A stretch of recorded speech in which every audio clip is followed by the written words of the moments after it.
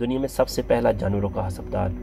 السلام علیکم پیارے دوستو، اگر آپ اس چینل پر نئے ہیں تو میرے اس چینل کو سبسکرائب کر دیں اور بیل آئیکن کو دبا دیں تاکہ آنے والی نئی ویڈیوز آپ کو بر وقت اور جلدی ملتی رہیں۔ تو دوستو چلو بڑھتے ہیں ویڈیو کی طرف۔ ترکی کے باکمال لوگوں کی کمال کی عادت یہ بھی کہ وہ کتے، بلیوں اور جنگلی جانوروں کا بہت خیال رکھا کرتے تھے، اور ان کا خیال رکھنا یورپین کی طرح کا نہیں کہ زلزلہ یا سیلاب آیا تو اپنے ماں باپ کو چھوڑ کر کتے بلی اٹھا کر جان بچا لی، ماں باپ کو تڑپتا چھوڑ دیا، بلکہ بہت منفرد تھا۔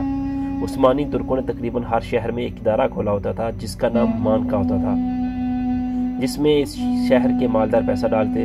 ادارہ چلانے والے ان پیسوں سے شہر بھر کے آوارہ کتے بلیوں کی خوراک بلکہ ان کی بیماریوں کی دوا بھی کیا کرتے تھے۔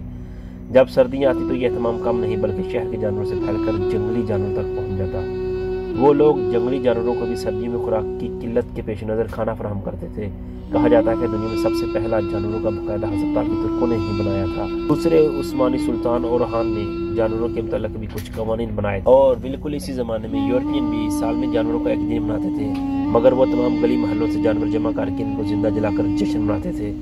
اور ادھر عثمانی ترک اگر فوت ہو جاتا تو وصیت میں لکھ کے جاتا کہ میری وفات کے اتنے دنوں بعد جانوروں کو کھانا کھلایا جائے۔ ایک دفعہ کا ذکر ہے کہ ایک گدھا گاڑی والا سامان اتارے بغیر کھانا کھانے بیٹھ گیا، اور بازار کا پاشا جو بازار کا نگران ہوا کرتا تھا، اس نے گدھا گاڑی والے کو سزا دی کہ جانور بوجھ لاد کر تم کھانا کھانے بیٹھ گئے ہو، یہ جانوروں پر ظلم ہے۔